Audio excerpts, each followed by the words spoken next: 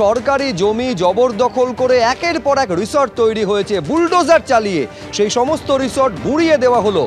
ভোরের আলো থানা তরফে অভিযান চালানো হয়। একটা দুটো নয়, 9টা এরকম রিসর্ট রয়েছে, যার মধ্যে রাজনৈতিক দলের নেতাদের রিসর্টও রয়েছে। একের পর এক সরকারি জমি জবরদখল করে তৈরি হওয়া এই রিসর্ট গুঁড়িয়ে দেওয়া হলো থানার তরফে। প্রশাসনের পক্ষ থেকে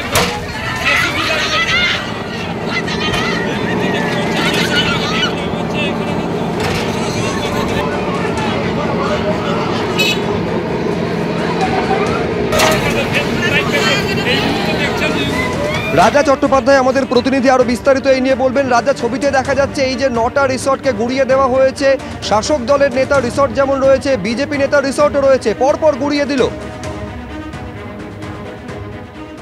মুখ্যমন্ত্রীর নির্দেশের পরে কিন্তু প্রশাসন নড়েচড়ে বসে এবং ডাবগ্রাম ফুলবাড়ি এলাকায় তুমি জানো এর আগেও জমি দখলের অভিযোগে কিন্তু একাধিক তৃণমূল নেতাকে পুলিশ গ্রেফতার করেছিল।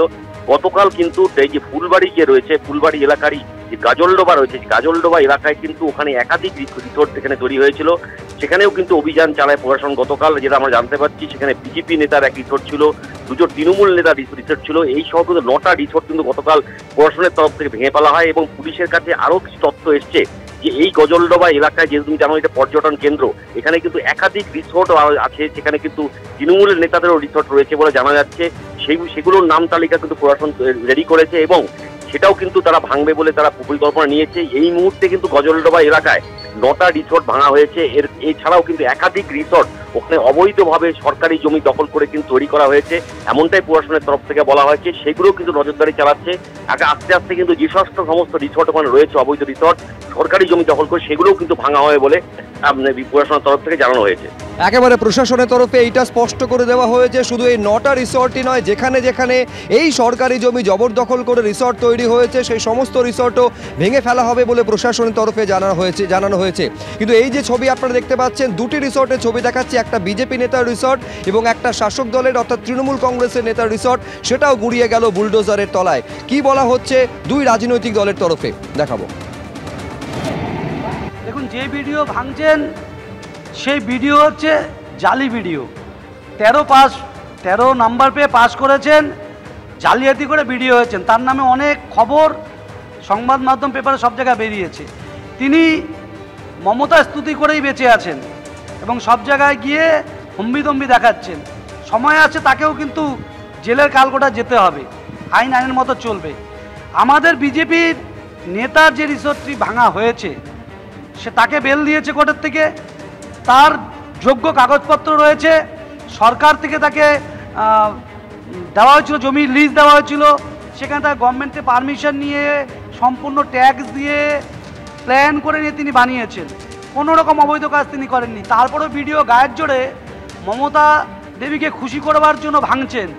সেখানে তৃণমূলের অনেক প্রভাবশালী নেতা রিসোর্ট উনি টাচ করতে পারেন, তাদের ওয়ালে শুধু টাচ করছেন, অনেকে ঢোকার সাহস পাননি। আগামী দিনে ভারতবর্ষ মাননীয় মুখ্যমন্ত্রী মমতা বন্দ্যোপাধ্যায়ের নির্দেশই চলবে। তিনি যেভাবে শক্ত পদক্ষেপ নিয়ে বিভিন্ন জায়গায় জমি দখলকারী, যে বাম আমলেই এই জমিগুলো দখল হয়েছে ম্যাক্সিমাম, সেখান থেকে ট্রেন্ড শুরু, বামফ্রন্টের সময় থেকেই সব অনিয়ম বেনিয়ম শুরু, তার বিরুদ্ধে তিনি যে পদক্ষেপ নিয়েছেন এবং জমি দখলদারীদের বিরুদ্ধে তিনি যে পদক্ষেপ নিয়েছেন এটা নজিরবিহীন। এই জমি দখল করে, সরকারি জমি দখল করে বেআইনি রিসোর্ট তৈরি করে ব্যবসা করা, ঠিক আছে, তারপর বিভিন্নভাবে সরকারি সম্পত্তি দখল করা, তার বিরুদ্ধে ব্যবস্থা নিয়েছেন, এটা নজিরবিহীন। সরকারি জমি জবরদখল করে তৈরি হয়েছে রিসর্ট, যে বিজেপি নেতার রিসর্ট ভাঙা পড়েছে এই অভিযোগের কারণে সেই বিজেপি নেতা অর্থাৎ যার রিসর্ট ভাঙা পড়লো বুলডোজারের তলায়, তিনি কি বলছেন দেখুন। আমি 3টে থেকে খবর পেলাম যে এলাকায় বিএলআরও ঢুকেছেন, ভাঙচুর করছেন। তো আমি জানতাম না যে আমার এটাও ভাঙচুর হবে। তো আমি দোকানে ছিলাম, এই মতো অবস্থা দেখলাম জেসিবি নিয়ে এসে আমার এখানে ভাঙচুর শুরু করেছে। আমি জিজ্ঞাসা করলাম, জিজ্ঞাসা করার পরে বিডিও সাহেব আমাকে ধমকালেন এবং ইভেন থানাও আমাকে চুপ থাকতে বলেন এবং আমাকে অ্যারেস্ট করার পুনরায় ধমকি দিলেন যে গাড়িতে ধরুন।